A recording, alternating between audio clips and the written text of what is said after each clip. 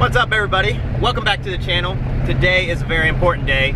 I'm super excited. You should be super excited. Babe, are you super excited? I'm excited. So today we're in the truck, Old Faithful, and that means we're doing something. No, there's no trailer behind us, so we're not buying another car, at least not today. But we are buying something, hopefully. So I couldn't take it anymore, and I'm not gonna try to cut any suspense or anything like that. We are heading down to the closest importer, or the only importer I am able to drive to, and we are hopefully buying a 1JZ today. Yay. That is right. What are we getting? Yay. A 1J. 1JZ. 1J. Say it. 1J, 1J, 1J. 1J. Alright, so I'm super excited. I've been wanting one for a long time. I had the SR20, so I thought, oh, I just might as well just use that. No, I cannot curb the want for a 1J anymore. I'm going to get one. So I figured we'll get in the truck, we'll head down to JDM Midwest down in Fairfield, Ohio. We'll see if they have any good ones, and hopefully we'll come home with one. So stay tuned.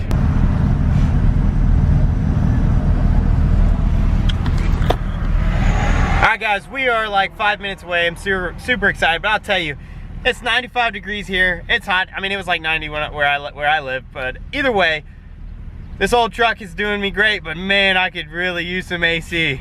I don't know how much longer I can deal with this, but this old workhorse, she's a runner. She keeps doing what I want, but on these days like this, I almost wish I would have rented a U-Haul. Either way, we're about to be there, so hopefully the next scene, in the next clip or whatever, we will be looking at a bunch of JDM engines and hopefully picking out our very own 1J. That's right, 1JZ. We here. Engines. If you want to see it tomorrow, it doesn't matter. You can bring it. I'll bring it. You in your car? Yeah. I have no idea. Somebody can put it on charger? Oh, it's right here. Open on these ones. Oh.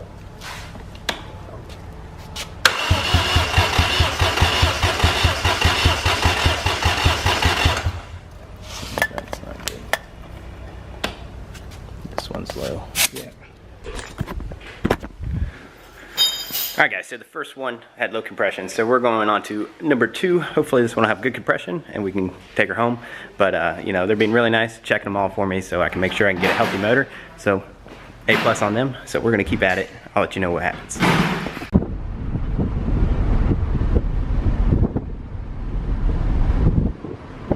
What's up, everybody? We just got done at JDM Midwest, and you know, shout out to them. They took the time to compression check 3 motors for me.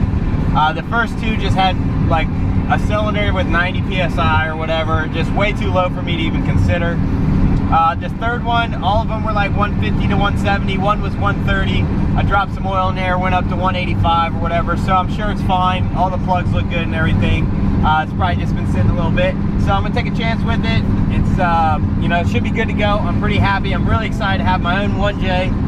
So I'm gonna get this home, get it unloaded and everything, and eventually we're gonna start it up on the ground and just do a quick start, get some heat into the cylinders, recompression check it, make sure it's good. As long as it's good, we'll be on the path to the 1J. If it's bad, that shit's going back. I'm getting another one. But either way, we're on our way home. Thanks to my wife putting up for the heat, the 2 hours of compression checking a motor and everything like that. She's the real MVP.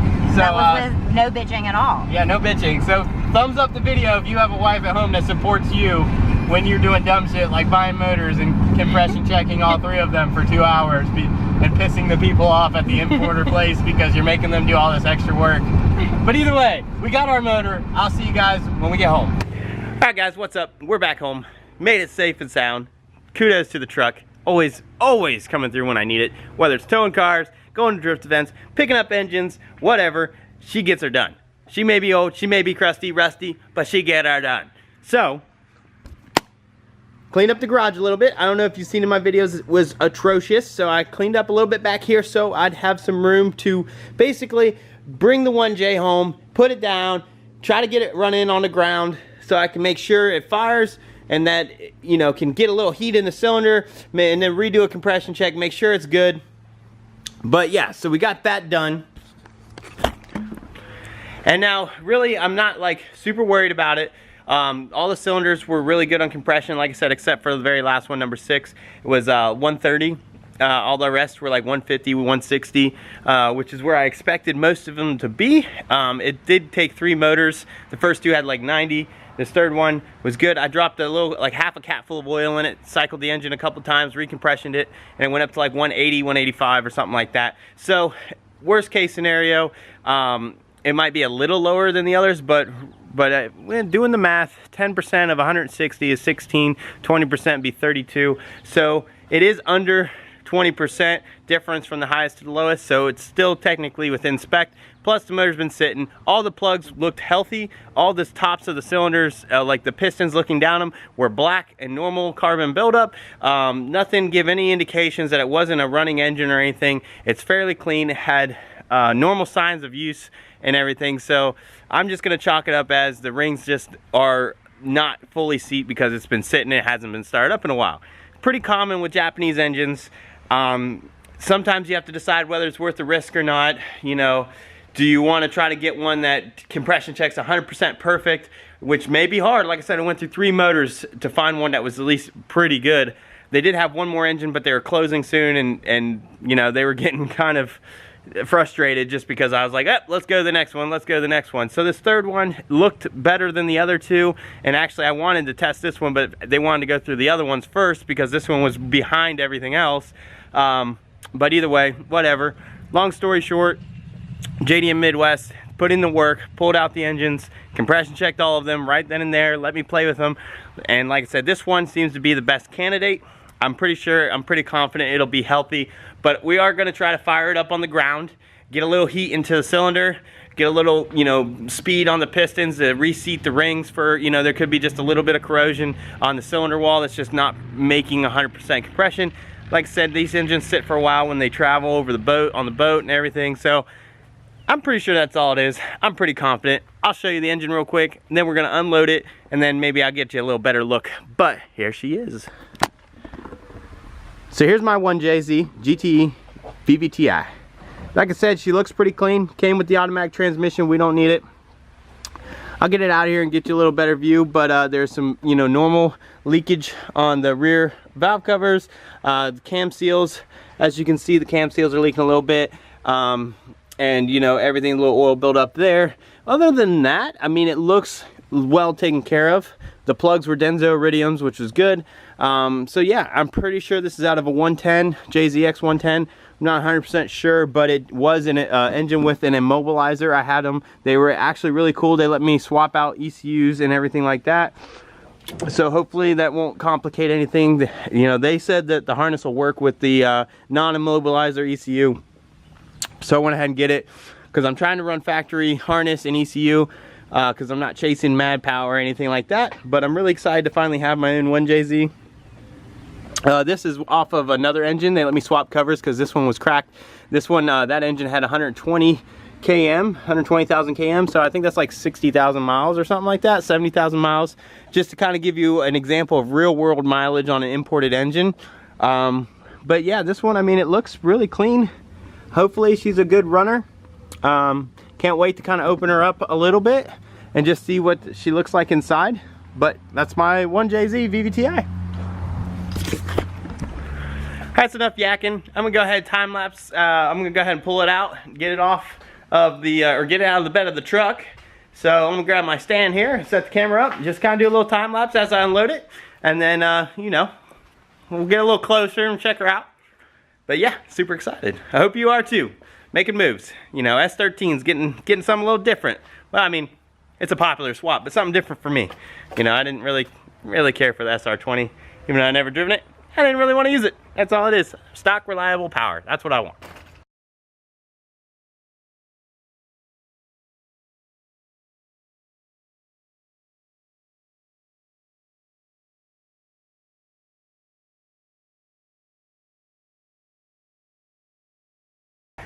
All right, guys. So that's a heavy sumbitch. So that was probably the hardest engine to get inside of this garage I've ever dealt with. But she in there. She in there. So here she is. That vvti. I just can't take it anymore. Can't do it. It's just killing me. It's killing me.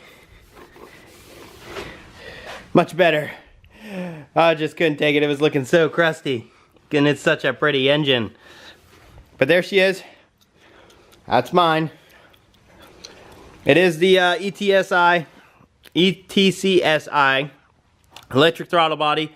Not exactly sure what I'm going to do about that yet. They do have like a bypass for this. I see a lot of places listed for standalones, but I think I've seen some people running stock ECU with it. So I may look into that. Not exactly sure. I think it just replaces some gear in here so that when you actuate the throttle, it doesn't actually have to work the motor. But in case you didn't know, the throttle body only opens up that much when you floor the actual cable, and the rest is done by the motor. So you actually can't even really floor the gas mechanically. So you kind of have to have that electric throttle, or switch to the non-electric throttle body. I may look and see how much those cost. I'm gonna weigh out a few options. The pulleys look pretty good, but I may change out. This one's scratched up a little bit, nothing a little paint and a little sanding can't fix. But I may just clean them up. You know, I may try to see if I can find some better ones. We'll know. I don't know yet. I'm not exactly sure how far I want to go with unnecessary maintenance, because I want to go, you know, timing belt, cam seals, vvti rebuild, water pump, front main seal, rear main seal, valve cover gasket. You know, I want to make sure to hit those. Those are the heavy hitters. So I really want to get those taken care of. Yeah, it's just so amazing that I have my own 1JZ now. I've wanted one for so long. I want to like paint this, but I see everybody like tape off the Toyota and leave all this stuff painted, whatever, but I actually want to try to like tape that off as well and then repaint it or something. I don't know. I want to do something cool with that. I may leave these stickers on just for like cool points, like Hot Boy, oh, JDM stickers, but even though it doesn't even go to this engine. I should have looked to see if the cover for this engine actually had the mileage, like a timing belt changed on there, but honestly this timing belt looks factory, so I'm gonna say it's probably never had one done. So back here you can see there's some oil and everything like that from the valve covers. They're pretty bad. When we pulled the coils, they had some oil in there and stuff, so those will have to be changed. Nothing I'm not too worried about. I'm not sure what this is. Kind of look like there's oil in there. I don't know what goes there, or if oil's meant to come out of there. I have no idea. I'm not the most familiar. So if you know if there's oil, if this is somewhere or something that oil. Actually, let me check one of these 2JZs.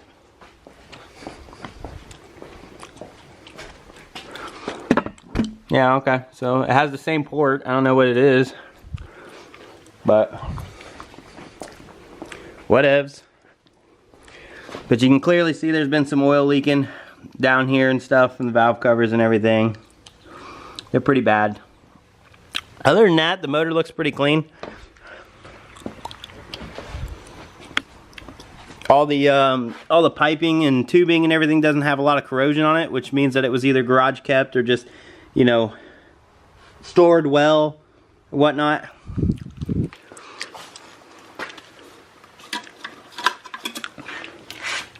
Drive Joy, baby. Drive Joy. I mean, that's got to be the coolest filter.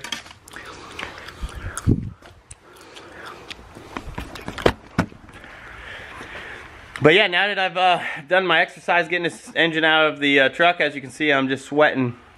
The humidity is up there right now. It was pretty low this morning, but now it's pretty high. So it's not terribly hot. It's probably 90 or something like that, but the humidity's getting there, so it's, hey, you start sweating. But I don't know, but I hope you're excited. We got a 1J. So I don't know if I've mentioned it or whatnot, but this is going to be slightly different than I've seen any other S chassis swaps. Most people are doing 1J, 2Js with the CD009. I'm not. I'm actually doing the BMW Z F-Box. I have an extra one, and I also have, you know, obviously the BMW. So the idea is, this is a 2J ZGE out of MK4 Supra for the BMW. Eventually it's going to go in there. And then I got the 2J ZGE vvti for the RX-8. Eventually it's going to go in there. I know, I'm slacking. Either way, I got an adapter kit for that to go to the RX-8 box. Yeah, that's going to do that. I'm going to get revert. I'm gonna get the adapter to go to the BMW ZF box for this. I'm gonna try it out in the S13. If I don't like it, I'll take the adapter kit off, put it on that engine to put it into BMW. And then I will either go, I don't know, R1, I'll probably go CD009 if I don't like the ZF box.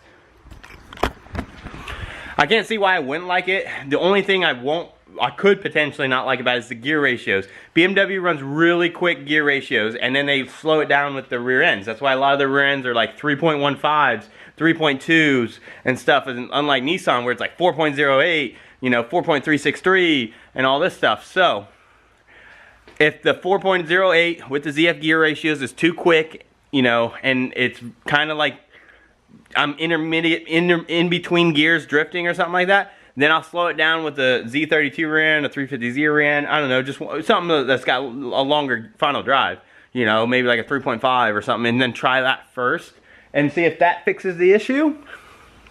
And if some other reason it, you know, it's still totally crazy, I'll just swap boxes to something else. But I really think the ZF box would be a good fit. It's good for 500 to 600 horsepower. It's quick geared, it's strong. They're inexpensive. I picked up a spare for 240 bucks.